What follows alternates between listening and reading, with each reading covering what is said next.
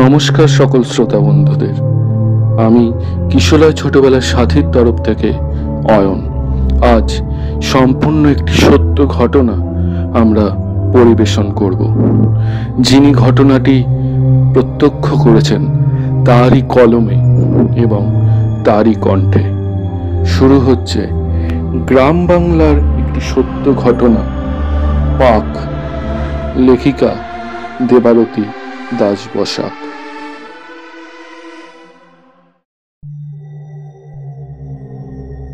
এই ঘটনাটা আমার এক জেঠি আমাকে বলেছিল।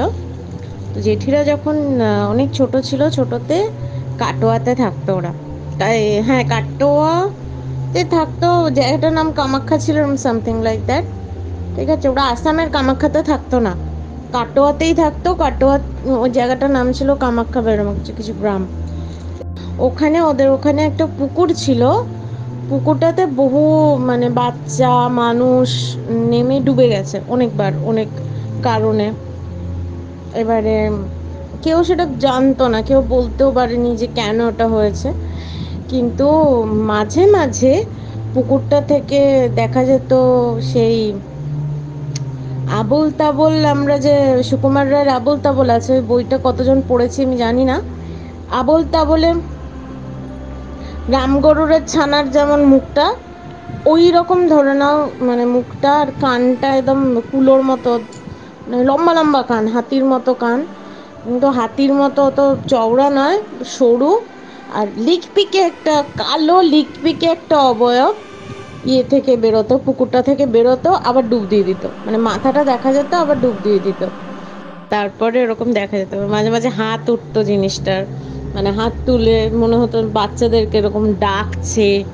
মুখে কোনো আওয়াজ নেই, কিন্তু এরকম যেন ডাকছে। কালো লিকপিকে হাত, লম্বা লম্বা হাত, নোক আছে এরকম।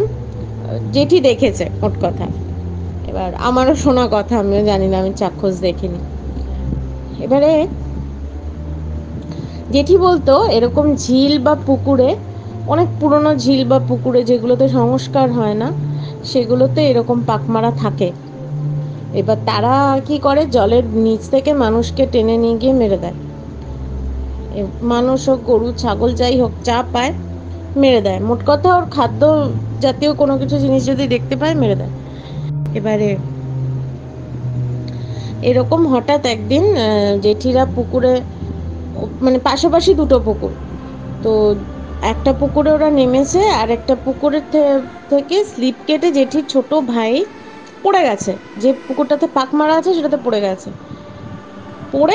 ও সাঁতার কেটে যতবার ওঠার চেষ্টা করছে, জেঠির সাথে যতজন জেঠির সঙ্গী সাথী সবাই ছিল দেখতে পাচ্ছে যেন ও যেন আরো ভেতর দিকে, জলের ভেতর থেকে কে যেন ওকে টেনে নিয়ে নিচ্ছে বারবার। ও যতবার উঠতে চাইছে ততবার যেন ওকে টেনে নিয়ে নিচ্ছে। তো মোটামুটি লোকের সাহায্য নিয়ে ওকে তো তোলা হয়েছে, ঠিক আছে। তোলার পর অনেক কষ্টে, একটা ভীষণ ট্রিমেন্ডাস পাওয়ার যেন ওকে টেনে ধরে রেখেছে নিচে। আর জলটার মধ্যে সমানে ঘূর্ণি হয়ে যাচ্ছে, ওই ঘূর্ণির মধ্যে মানুষ পড়লে তো যাবেই শেষ, একদম তলিয়ে যাবে, একদম পাকের মধ্যে আটকে যাবে। এবারে ওই রকম টেনে ধরে রাখতো। এবারে ওরকম টেনে ধরে ওকে তুলেছে, তোলার পরই ওর ধুম জ্বর, বিকেল থেকে জ্বর, ছেলেটা বাঁচলো না, 3 দিনের মাথায় মারাই গেল। এবারে ও কি বারবার প্যান্টটাতে বারবার নোংরা করে ফেলতো বলে ওকে প্যান্টটা খুলে রেখেছিল। তো প্যান্ট ছাড়াই ওকে রাখতো। খুবই বাচ্চা ছেলে, তোমার কত বয়স হবে, 5-6 বছর বয়স হবে, সে তো বাচ্চাই। এরপরে ঘটনা হয়েছে, পাক মারা তো ওরকম হলোই, ওরকম একটা ওকে ধরেইছে, বোঝাই গেল। ও যে 3 দিন বেঁচে ছিল জ্বরের ঘোরেও, ও কিন্তু স্বাভাবিকভাবে কথা বলতো না, নাকি সুরে সবার সাথে কথা বলতো। এবং বাড়িতে কে আসবে না, কে আসছে, কত দূর আছে, ও শুয়ে শুয়ে বিছানায় শুয়ে শুয়ে বলে দিতে পারতো যে একটা মানুষ কত দূরত্বে ওর বাড়ির থেকে আছে, এইসব বলে দিত। এইবারে ছেলেটা তো মারা গেল। মারা যাওয়ার পরপরই ছাদের মধ্যে তাণ্ডব, প্যান দে প্যান দে, আমার প্যান দে, আমার প্যান দে, আমার প্যান দে, এমন করে রোজ রোজ ঝাপাঝাপি, দুপুরটা হলেই ঝাপাঝাপি, চিৎকার চেঁচেমেচি, মানে কারোকে কোনো কাজ করতে দিত না, সবাই ভয় পেয়ে যেত। তারপরে দিদিদের চুল ধরে টানা। আগেকার দিনে কি হতো, আগেকার দিনে তো অনেক বড় ফ্যামিলি হতো, জয়েন্ট ফ্যামিলি হতো, সব বোনেরা একসাথে একটা ঘরে ধরে নিন শুয়ে আছে। তো এরকম চুল ধরে টানা, ঘুমের মধ্যে চড় মেরে দেওয়া, তারপর কানের সামনে এসে বলা কিরে দিলি না দিলি না দিলি না, প্যান দে প্যান দে, এমনিভাবে চিৎকার চিৎকার চিৎকার। তারপরে ওদের যে কুলপুরোহিত আছে তাকে ডাকা হলো, সে ডেকে সে বলল যে এরকম সবার বাড়িতে করছে, গ্রামের প্রত্যেকটা বাড়িতে যে কটাতে লোক আছে একই টাইমে ছাদের ওপরে তাণ্ডব হচ্ছে, সবার বাড়িতে একসমানে। সবাই বেশ ভয় পেয়ে গেল। তারপরে এরকম অবস্থা। তো ওদের যে কুলপুরোহিত সে ডেকে বলেছে এরকম ওর নামে পুজো দিয়ে পিণ্ড তো দিতেই হবে। তো পিণ্ড তো 5 বছরের আগে হয় না, ওর নামে অপঘাতে মৃত্যু, তো ওর নামে পুজো দিন, পুজো দিয়ে ছাদে ওর ভালো একটা নতুন প্যান্ট কিনে দিয়ে আসুন, দেখুন তারপরে তাণ্ডবটা হয়তো বন্ধ হবে। ওরা তাই করলো এবং তাণ্ডবটাও বন্ধ হয়ে গেল।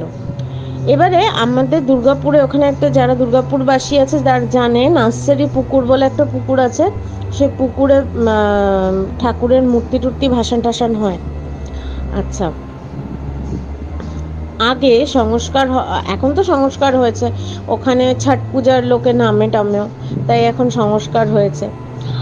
অনেক আগের ঘটনা, যখন আমি খুবই ছোট, আমি প্রায় কথা বলতে তখন ঠিক স্বাভাবিক কথা শিখিনি, তখন বলতাম মানে আদো ভাবে।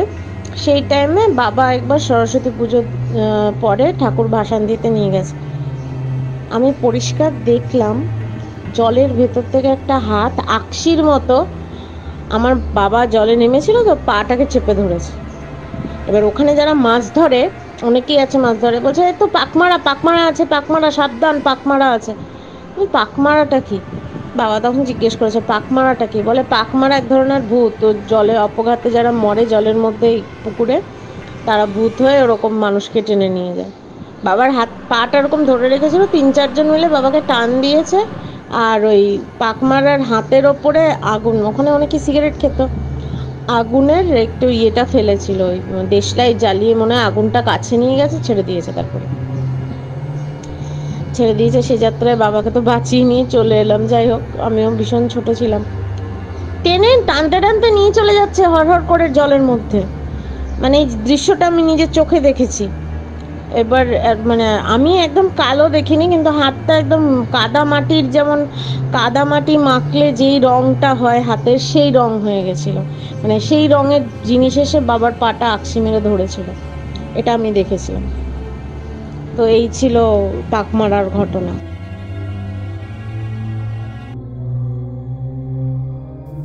শুনছিলেন পাক, লেখিকা দেবারতী দাস বসা, কণ্ঠে লেখিকা স্বয়ং, সঙ্গীত সংযোজন, এডিটিং এবং পর্ব পরিচালনায় আমি অয়ন, পোস্টার ডিজাইনে অয়ন।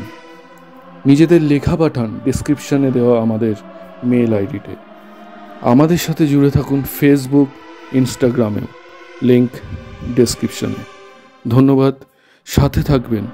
আরও অনেক রহস্য, ভৌতিক, অলৌকিক, কৌতুক গল্প আপনাদের আমরা শোনাবার জন্য প্রস্তুত। দেখা হবে আগামী গল্পে। আজকের মতো বিদায়।